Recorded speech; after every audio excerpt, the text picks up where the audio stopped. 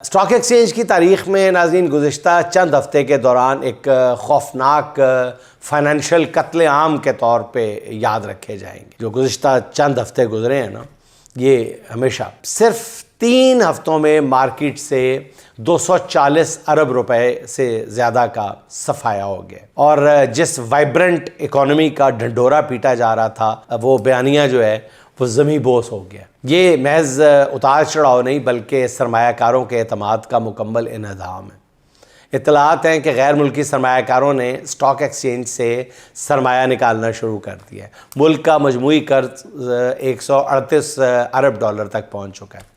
رواں سال جولائی تک حکومت کو 25 ارب ڈالر درکار ہے تاکہ قرض اور ان پر سود ادا کیا جا سکے۔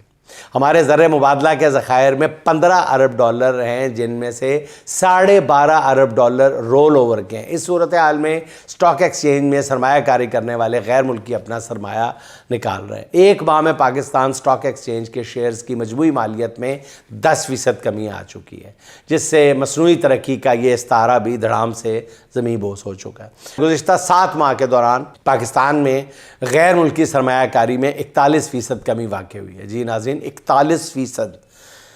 7 سال میں نہیں کہہ رہا، 7 ماہ میں کہہ رہا ہوں۔ لیکن یہ دعویٰ جاری ہے کہ جی معیشت مستحکم ہے۔ ایسی باتیں کرنے کے لیے صرف نون لیگ کی تجربہ کار ہی درکار ہیں۔